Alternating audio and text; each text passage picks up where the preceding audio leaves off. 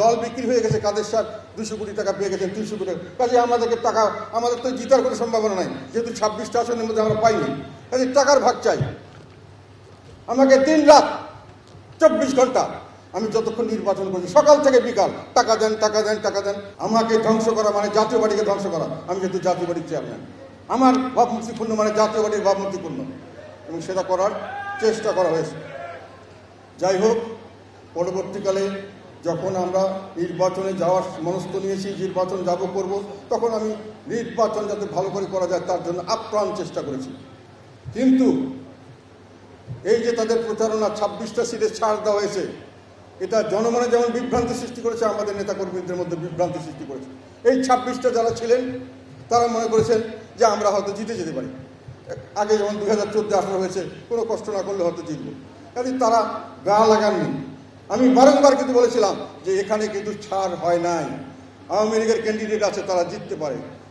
সরকার কোনো রকম সেরকম কেয়ার করবে কিনা আমরা জানি না, তোমাদের চেষ্টা চালিয়ে যেতে হবে। তথাপি অনেকেই বুঝতে পারেননি অথবা পেয়েও কিছু করতে পারেননি। আর সেকেন্ড ছিল যে বাইরে প্রচারণা হয়েছে, দল বিক্রি হয়ে গেছে, কাদের সাথ 200 কোটি টাকা পেয়ে গেছেন, 300 কোটি কাজে আমাদেরকে টাকা, আমাদের তো জিতার কোনো সম্ভাবনা নাই, যেহেতু 26টা আসনের মধ্যে আমরা পাইনি। কাজে টাকার ভাগ চাই আমাকে। দিন রাত 24 ঘন্টা আমি যতক্ষণ নির্বাচন করছি, সকাল থেকে বিকাল টাকা দেন, টাকা দেন, টাকা দেন। তারা নির্বাচনে নাই, তারা মাঠে যায় নাই, আমার পিছনে পড়ে আছে টাকা আদায় করার জন্য, এবং আমার নামে জঘন্যতম কথা বলে বেড়াচ্ছে। এটা আমাকে শুনতে হয়েছে, সেই জন্য বললাম আমি কে করেছেন না করেন জানি না, ব্যাপকভাবে এগুলি করা হয়েছে। যাই হোক, নির্বাচন যখন হয়ে গেল, নির্বাচন কি হয়েছে, কেমন করে হয়েছে, এগুলো আপনারা সবাই দেখেছেন। আপনাদের থেকে নিয়ে আমি কথা বলেছিলাম, নির্বাচন 3 প্রকার হয়েছে।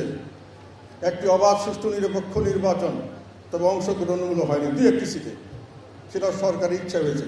একটি নির্বাচন হচ্ছে ফ্রি স্টাইল, অস্ত্র এবং অর্থ দিয়ে যে যেভাবে পেরেছে, সেখানে প্রশাসন থেকে শুরু করে সমস্ত মানুষকে কিনে যারা জিততে পেরেছে তারাই জিতেছে। এবং একখানে ছিল এই মানামারির ভিতরেও সরকারের নির্দেশনামূলক যে লোককে পাশ করানোর কথা তাকেই পাশ করে দেওয়া হয়েছে। এই 3 ধরনের নির্বাচন হয়েছে। সেইখানে আমাদের বেশিরভাগ যারা আমরা আশা করেছিলাম তারা জিততে পারেননি। এবং সেখানে প্রশ্ন এসছে যে আমার কি দোষ পাওয়া গেল। একটা হলো আমি পয়সা নিয়ে তাদেরকে পয়সা দেইনি, আর একটা হলো যে আমি ঘুরে ঘুরে সমস্ত জায়গায় ক্যাম্পেইন করিনি। পরবর্তীকালে নির্বাচনে কেন গেলাম, এটা আর একটা কারণ হলো আমি লিডার অফ অপোজিশন হওয়ার জন্য গেছি। লিডার অফ দি অপোজিশন কে হবে আপনারা জানতেন? নির্বাচনের পর যদি আমি জিতেও থাকি, আমি নির্বাচন লিডার অফ দি অপোজিশন কে হবে এটা নিয়ে তো বাংলাদেশে 2-3 মাস গবেষণাই চলছে, যতক্ষণ না হয়, যদিও আইনগতভাবে আমারই হওয়ার কথা। এবং নির্বাচনে আমি যদি জানতামই লিডার অফ দি অপোজিশন হব, তাহলে তো অন্য কথা ছিল। আমি তো কেউই জানতো না বাংলাদেশ, এটাও প্রচার করা হয়েছে। আমরা না গেলেও নির্বাচন হতো, জাতীয় পার্টি হয়তো সেখানে যেত, সরকারের সেই রকম প্রস্তুতি নেওয়া ছিল। এবং আমরা যদি তারা নাও যেত, শুধু জাতীয় পার্টি সার্বিকভাবে না যেত এবং নির্বাচন গ্রহণযোগ্য না হতো, তাহলে এখনকার অবস্থা এখনই থাকতো। বিএনপি আন্দোলনে পরাস্ত হয়েছে, আমি তাদের দোষ দিই না। আমি সহানুভূতিশীল, দেশের স্বার্থে তারা কিছু কাজ করতে চেয়েছিল, তারা সফল হয়নি। কিন্তু তারা খুব সুন্দরভাবে তাদের দোষটা আমার ঘাড়ে চাপিয়ে দিয়েছে। আমি এত বিশাল নেতা, আমি নির্বাচনে না গেলে নাকি দেশের ভবিষ্যৎই চেঞ্জ হয়ে গেছে।